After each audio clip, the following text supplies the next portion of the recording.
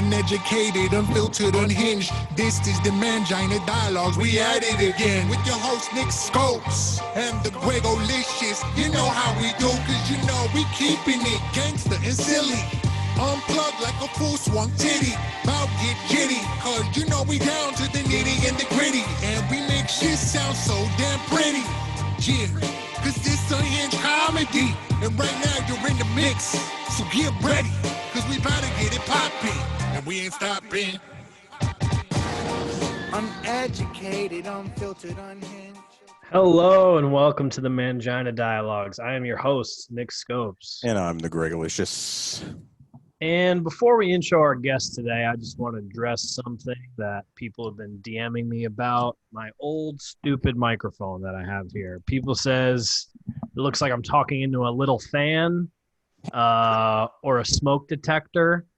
I just want everyone to know that I ordered a new microphone, headset one, cool like Greg, so everybody can fuck off. All right, now that that's out of the way, sick of this shit.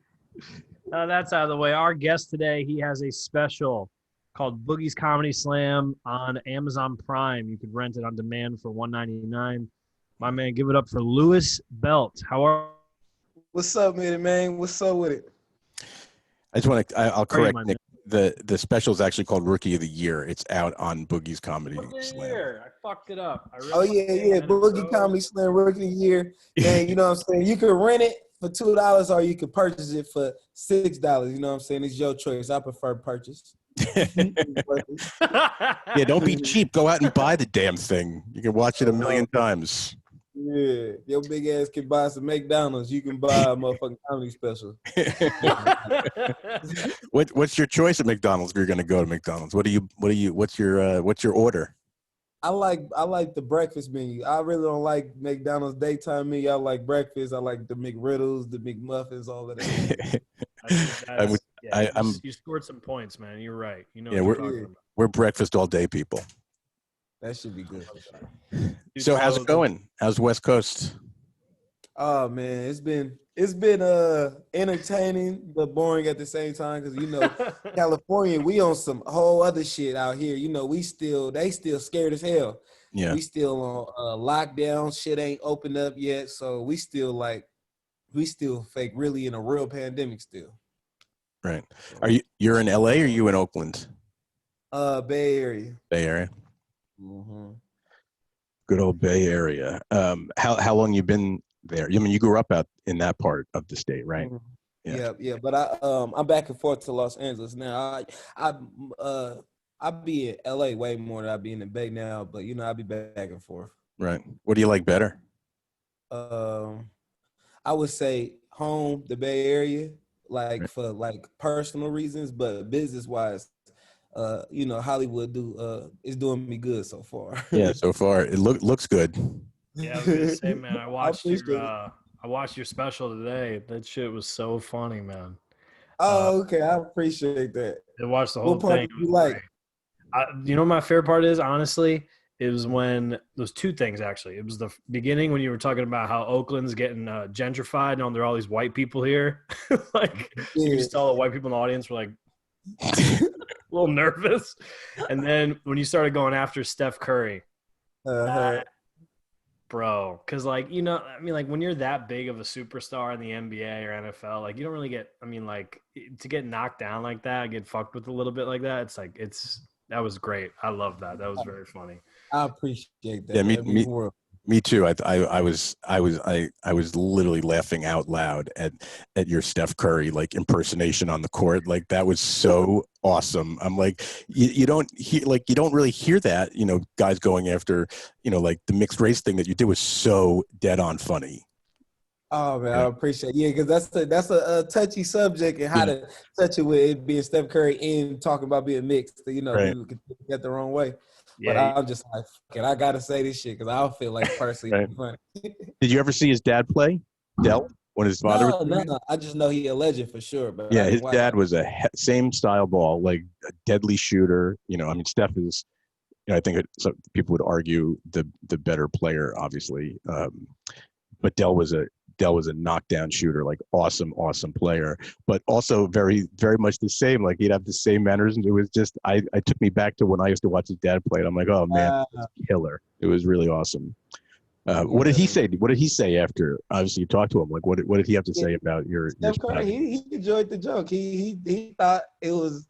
He felt like everybody else, but he was like a good person to roast because he got the perfect energy to receive it. You know what I'm saying? Like he enjoyed it. Him and his wife, you know. So Aisha Curry, she thought it was hilarious. Yeah, well, it was. That was good for me. That I was glad that they didn't, you know what I'm saying, feel no type of disrespect. 'Cause I didn't mean it like that. It was just like I felt that shit would be hella funny, and I wanted to be the first to roast Curry. I just wanted to do it. Dude, it's reminiscent of in Kevin Hart's old special, Seriously Funny, when he goes after Shaq and LeBron's there and starts dying and like crying, laughing because he's going after Shaq. I love that shit. I love seeing athletes. Yeah, I studied that for sure. I watched all the Shaq All-Stars. I watched it growing up, but I had to rewatch everything to study it and, you know, peep the approach of how should I go about this? How should I go about this? And I just studied it and did it in my own way. And, you know, I made it like that. Are you a ball player? You play basketball? Yeah, I love basketball. That's my thing. I done fucking broke my pinky during the pandemic playing basketball. Oh, shit. Oh, Look shit. at For those of you who can't see, I got to slow down on basketball. That's a broke-ass pinky. How did it happen? Bro, I was guarding somebody and I swiped down trying to rip the ball and I hit their knee, like my pinky hit their knee. Oh, So wait, hold your hand like, let me see, just hold it like regular. That's just how it is. Oh, man. and it's fucked up because I got surgery during the before the pandemic, I believe. I got the surgery, before the pandemic, but my physical therapy, I was going to physical therapy, but the pandemic hit, so everybody was freaked out to go to the hospitals. The doctors wasn't even doing like when the pandemic hit, the doctors like, I don't have time for no fucking pinky. Like I'm not taking clients, so I had to thug it out during the pandemic, and I ended up not doing my physical therapy the right way, and my shit kind of stuck now. But it don't even look like I had surgery. So I'm pissed off because I paid to get my shit fixed and everything got fixed. I was in a cast and everything, and it's just still stuck like this. That's a 90-degree angle. That's pretty dope. That's pretty sick, dude. Yes. Oh my God! You got to make a joke about it, or something. Now you got to reference it. Now this is just there. Play with it, and then I might have to get another surgery again to fix it. That looks like something has to happen. Yeah, it's pretty embarrassing. It's a good bit. Yeah, the other part that I thought was really funny was your bit on Spirit Airlines. You like that? Oh my God! I mean, I have flown Spirit a bunch of times, and like everything you said is dead on balls accurate. Like it's like that is Spirit Airlines. It's a bus in the sky. It really feels like a city bus. That it just is, man. That's hella funny. Yeah, that I would say that would be my second favorite joke on that. I worked on that bit for a long period of time. I definitely been practicing that bit for like I would want to say 3 years. Right. Oh wow.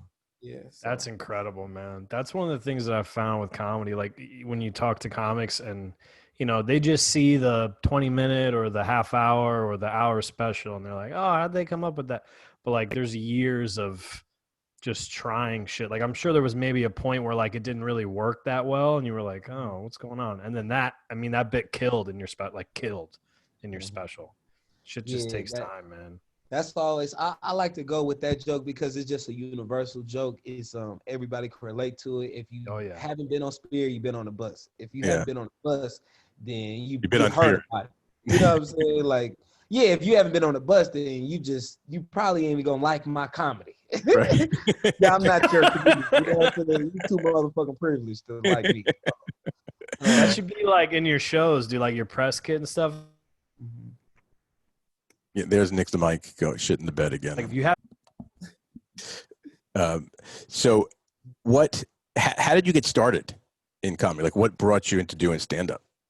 What brought me doing stand up? I was 17. I made up my mind because I was an independent study. I wasn't going to like regular high school, so I was bad in school because me being a fool, class clown.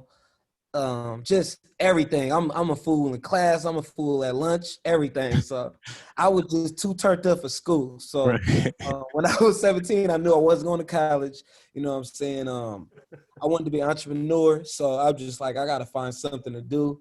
And I felt like comedy was one of my gifts that I never like. It always got me in trouble, but I'm like, people love me for it. It's like a love-hate thing relationship. So Right.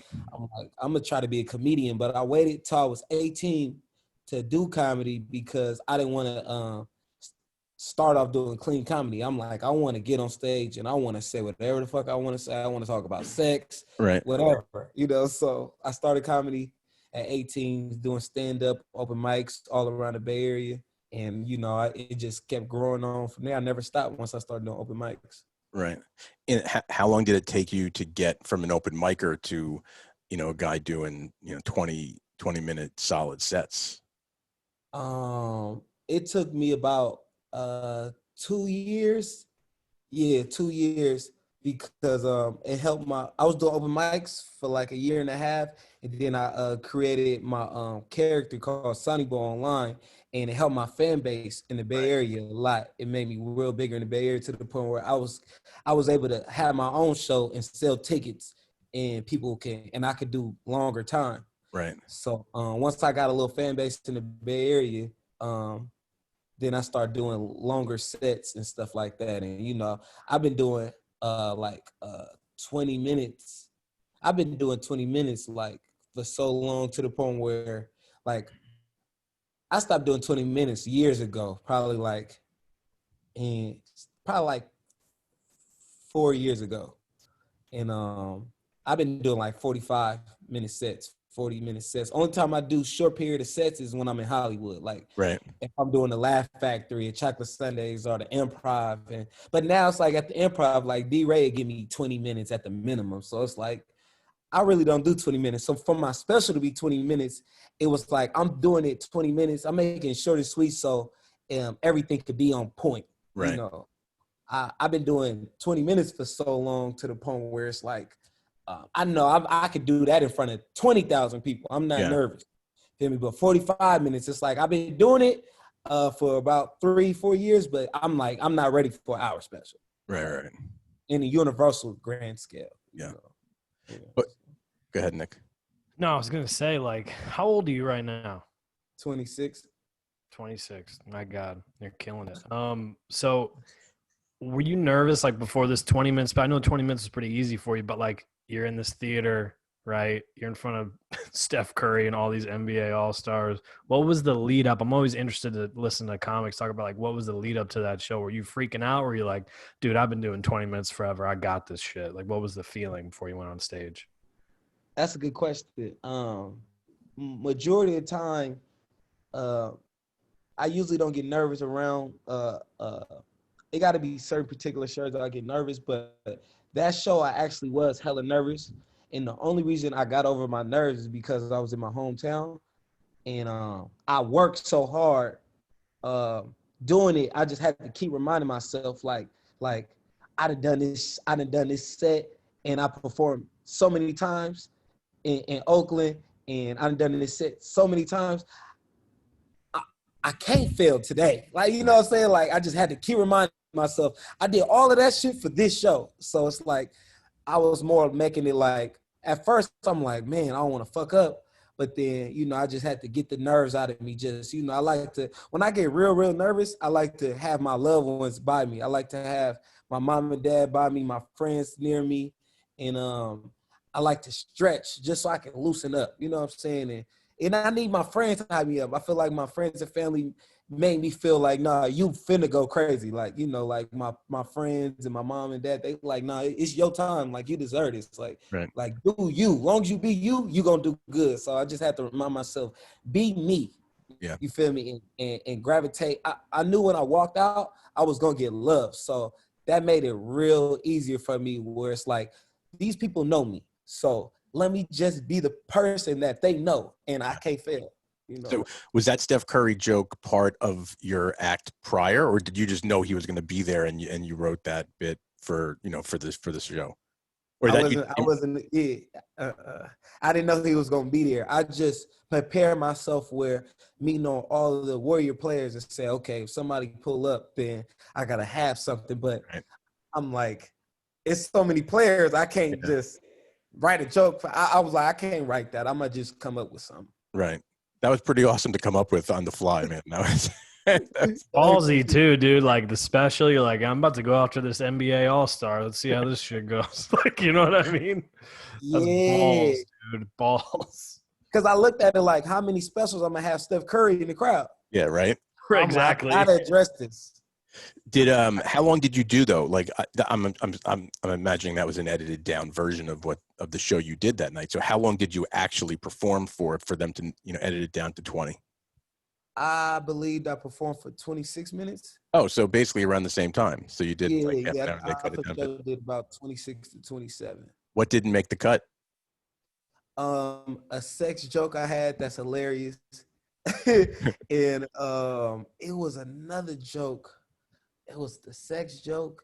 I was talking about sex, and it was something else. It's more parts to the spirit joke that we cut out.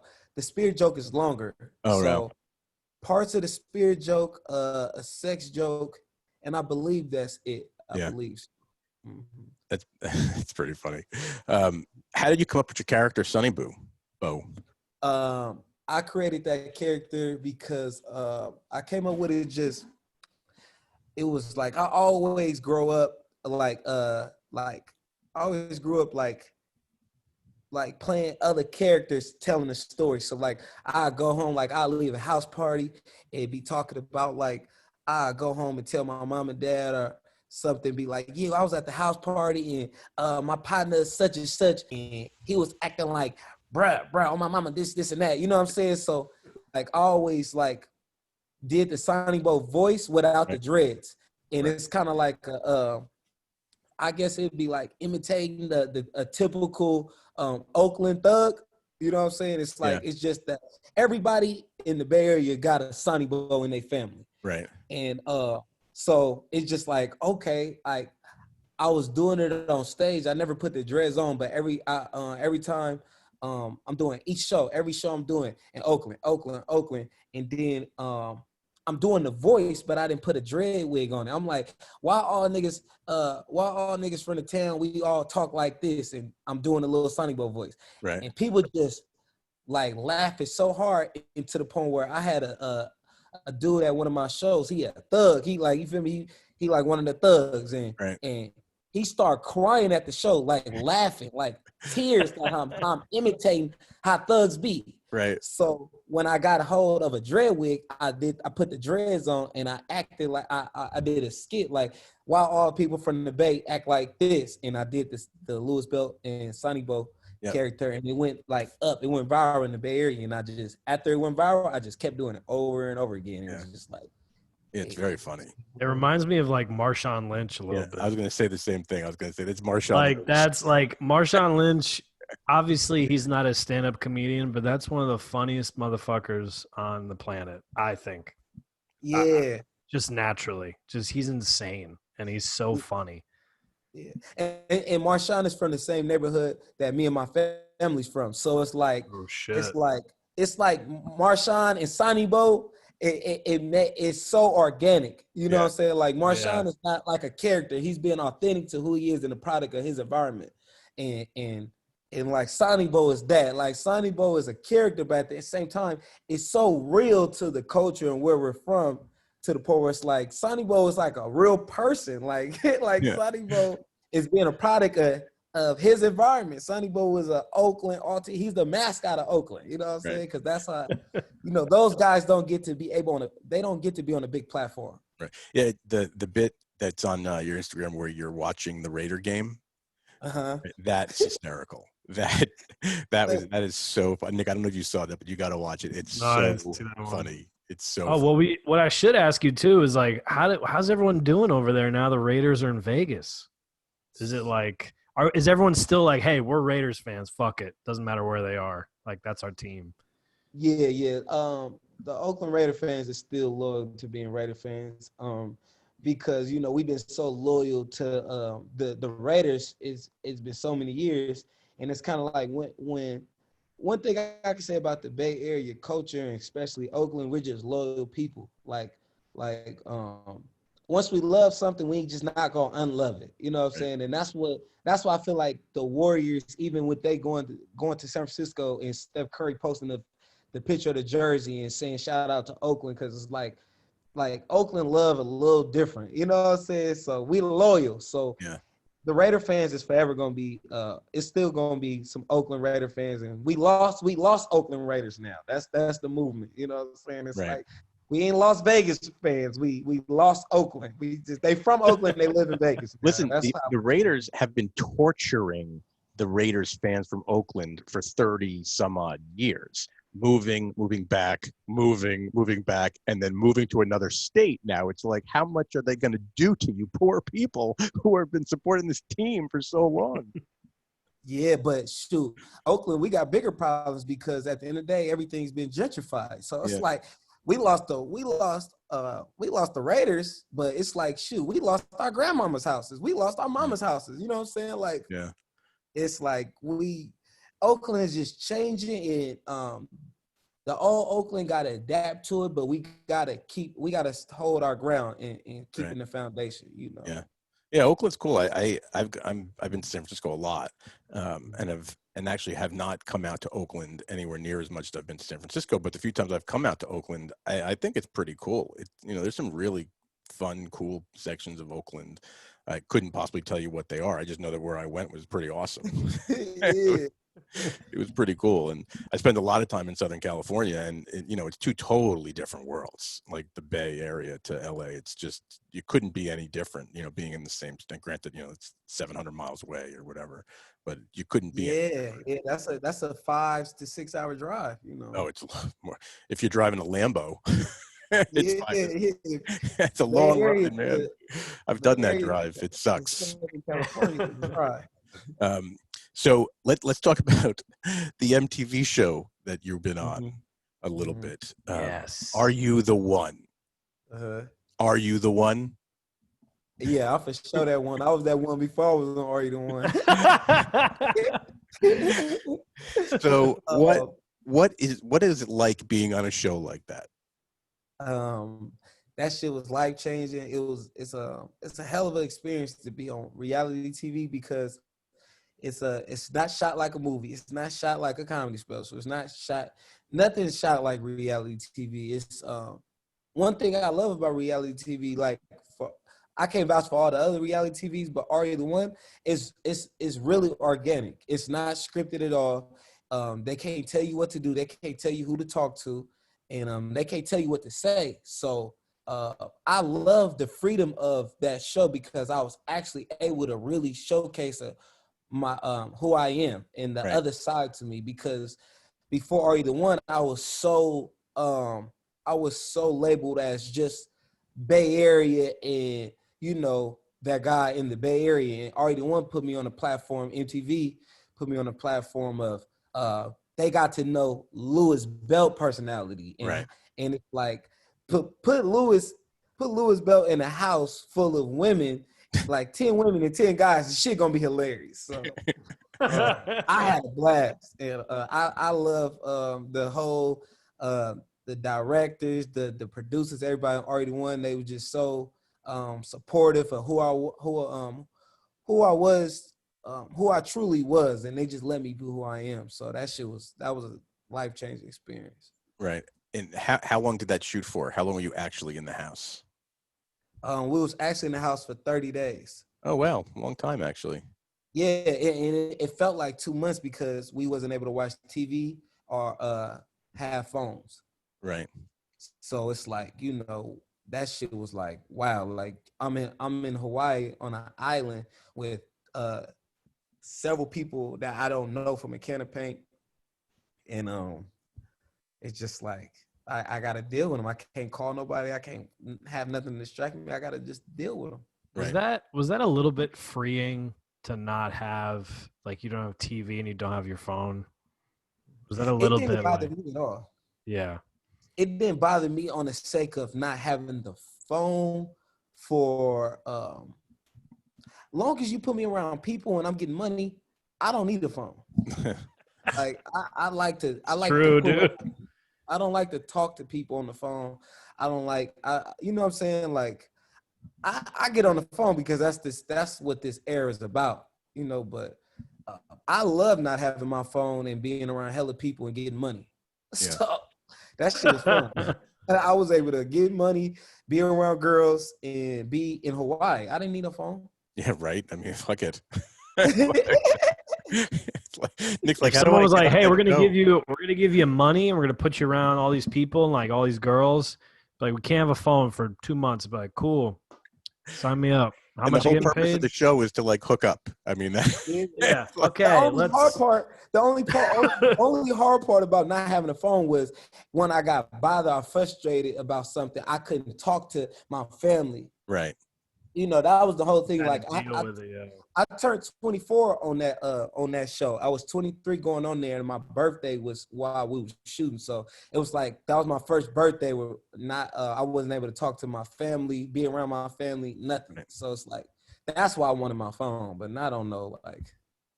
Did you come out of that with any relationships? Not like girlfriend, boyfriend, but just like relationships with people that you're still friends with to, you know, a couple years later? Oh yeah, I feel like personally I got a great relationship with oh no, I can't say everybody in my cast, but everybody damn near for the most part on my season. I'm still I still follow them on social media, and I keep in contact with them. Like I sent them all my comedy special, and you know some of them reposted it, some didn't, you know, Right. but I'm you know I keep in contact with all of them. Yeah, that's pretty cool. I couldn't imagine being on, you know, in that situation. I don't think I have the personality to be locked in a house with no outside communication with the same people that I know are going to either rub me the wrong way or I'm going to rub the wrong way very fast. And now you're stuck. Yeah, it was tough for me because I was the only person coming from like a urban background, you Right. know, so like everybody from, you know, all over the world, and they getting these people like signed up for the show, like they signed up to be on Are You the One, and I didn't. So it's like I'm coming on there with a different demeanor, mindset, everything, because it's like I know who I am. I know I'm not on there really like trying to become like a star. Like Right. I done been on tour and all type of shit before I went on Are You the One. So Right. I was just like being myself, and people was on there trying to become something they never was. So it was a big disconnect. And Right. it was just like it showed me a lot about people. Right. That's like with stand up though, dude. Like people can tell if you're uncomfortable on stage or you don't know who you are yet, or if you're all that stuff. They could read that immediately. Mm-hmm. And like, you know, obviously like bring it back to your special when you came on stage, the energy and like you could just the energy you had immediately, like you're like, oh, this guy, he believes himself, he knows what he's doing. You know what I mean? You can only be you. That's the only person you can be. When people try to do other shit, you could people sniff it out real quick. Yeah. Yeah, and then that's why like since like I 100% feel like I know who I am, and I know like where I'm trying to go. I got stuff to work on with myself to become the better version of who I am now. So it's like that's why I don't like people to compare me with other people. Like, you feel me? Because I really am who I am. Like I didn't go to Hollywood and like I didn't get put in the movie and became this character. I didn't, you know what I'm saying? Like I was this person the first day I walked into Hollywood. You know what I'm saying? So, you know, I don't like the comparisons with people and shit. I just be like, I'm Louis Bell. Yeah, right. So what's coming up? I mean, obviously with all the shit going on, who the hell knows? But what's on your radar for the next, 12 months? Like, are you doing live comedy? Mm-hmm. Now? I just did Just for Laughs festival. We did it with Laugh Out Loud Network. So I just want to. That was my coming out party since the pandemic with me performing, and It matters what the governor doing in Cali, because like right now we got a curfew. It just been announced Monday that we got shit got to be shut down by 10 p.m. So. it's like so much shit changing in Cali to the point where it's like, I don't know what I want to do with my stand-up content, but I'm gonna keep doing my podcast I got, and I'm shooting for a movie. Right. I'm on some movie shit. I'm really ain't trying. I have a feeling you're gonna get one. I do. I hope you do. I do. What's so talk about your podcast. What's the name of your podcast? The Cali Kickback Show. And what's that? What do you do on there? So it's me, Teddy Ray, and sometimes I do with my boy CP, comedian CP. Right. And it's about, just we kicking back in Cali, talking about, trendy topics, life, comedy, sports, just content. You doing it on Zoom or you're doing it like live with you guys together? Yeah, I've been doing it live. I'm finna start shooting it live and having some fans pull up and figuring out where I can shoot my podcast live and have some that's pull cool. up on us. That's a fun idea. So listen, Nick, anything else before we wrap? No, that's it. Just wanted to say thanks, man, for taking the time. The special's great. I mean, you're young as shit and you're killing it. It's like, congrats on everything. Good for you. Thank you. I appreciate that. Y'all asked some dope questions. Y'all asked some shit that everybody didn't ask, really. We really appreciate that because we're trying to make it too. And if you need like a bald Italian guy for your movies, just let me know. If there's like a spot in there, I don't know, whatever. Hey, no, I'm gonna really tap in with y'all because I'm gonna need a lot of white people for certain roles and shit, and I just don't really know hella white people like that. we got you. We know a lot of white people. In the story, there's an Italian guy that owns a pizza place in Oakland, but it's like gentrified. I could be like a hipster. Yeah, I might damn near need y'all to act like motherfucking the police or the feds or some shit. I knew you were gonna say so this shit can be realistic. That's us. We got you covered. We got it. I'd be the world's worst cop. I know, me too. I couldn't give a shit. Like if I saw someone roll through a stop sign and didn't come to a complete stop, I couldn't ever nothing inside of me would make me want to pull them over. Like nothing inside of me. I would take it from the other angle. I would do it. I would take it from the other side, and I would pull everybody over. But then I would just be like a funny buffoon, like do funny shit and make them be like, all right, let's see you tap dance for 5 minutes, or tell me a joke, tell me a good joke, and then you're out of this. I would. That's why I feel like black people wouldn't be good to be the police because we will abuse our authority too. We'd be telling people to do all type of shit. Get out the car. Dang, Roddy Rich. Like, where'd you be doing? All right, well, we if you need a role, we're down. We'll hook it up for you. We can't promise it'll be good, but we'll promise we'll be white. No, y'all gonna be good. All you gotta do is be yourself. No, just playing. We got it covered, man. I'm not flying out on Spirit Airlines though. Fuck that. Oh no. I'm gonna make sure y'all straight for sure. Yeah. We'll get Nick on Frontier. He'll at least get a good bump. I like Alaska. Alaskan Airlines is dope to the West Coast. I like that one too. Right? They're great. American Airlines is cool. Best snacks. Yeah, I'm an American Airlines flyer. All right, man. We really appreciate you. I'm hang out for a second after I hit the off button, but really want to thank you. We'll make sure we plug every single thing we can for you. Good luck with the special. Good luck with touring and everything else, and your podcast and all the other crazy shit you're doing. It's so funny. We really want to thank you for coming out and hanging with us.